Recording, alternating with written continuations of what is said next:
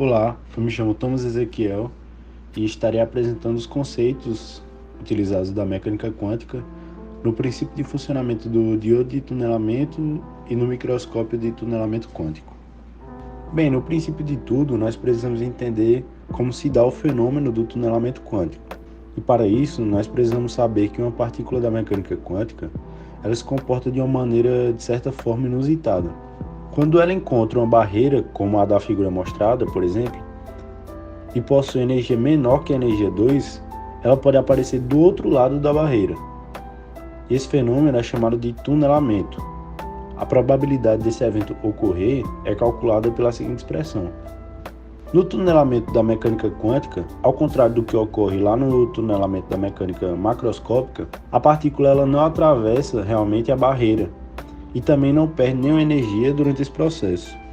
Bem, e para o efeito de tunelamento, existem diversas aplicações tecnológicas. Entre elas, por exemplo, o diodo de tunelamento que opera com frequência na casa dos gigahertz, no qual se varia uma corrente de elétrons controlando a altura da barreira de potencial, porém o diodo precisa de uma baixíssima tensão para poder operar. Como essa variação da corrente de elétrons pode ser feita rapidamente, em intervalos da ordem menor do que a de picosegundos, o dispositivo é útil em aplicações que exigem uma resposta rápida do circuito, como na utilização de SSDs, chips ou CIs, justamente porque possuem um baixo ruído e também necessitam de uma baixa potência. Outro dispositivo que se baseia no conceito de tunelamento quântico é o microscópio de tunelamento, que foi inventado por Gerd Binning e Heinrich Hörer, o que lhes rendeu o Prêmio Nobel de Física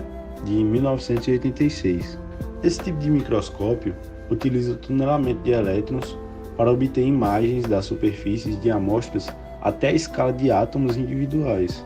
E o princípio de operação do microscópio de tunelamento é o seguinte: ele é composto por 3 barras de quartzo que são utilizadas para fazer uma ponta metálica varrer a superfície que vai ser examinada e ao mesmo tempo manter a distância entre essa ponta e a superfície constantes. Então essa ponta vai se mover para cima e para baixo para acompanhar o relevo do objeto, e o registro desse movimento vai ser computado e a partir daí vai se criar uma imagem da superfície. O espaço entre a ponta e a superfície constitui uma barreira de energia potencial. E quando a ponta está próxima dessa superfície, elétrons da amostra podem atravessar a barreira justamente graças ao efeito de tunelamento, dando assim origem a uma corrente elétrica chamada de corrente de tunelamento. E enquanto a ponta varre a superfície da amostra, um sistema de realimentação é utilizado para ajustar a posição vertical da ponta de modo a manter constante a corrente de tunelamento, ou seja, a distância entre a ponta e a superfície também permanece constante durante esse processo de varredura. O microscópio de tunelamento, além de ser utilizado para obter imagens de alta resolução de superfícies, também pode ser utilizado para manipular átomos e moléculas.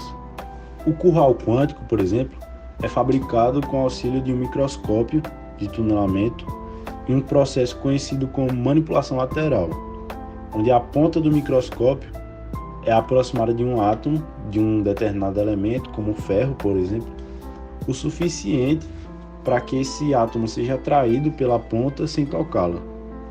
Em seguida, a ponta é deslocada ao longo da superfície do material, arrastando o átomo até a posição desejada, eliminando assim a força de atração.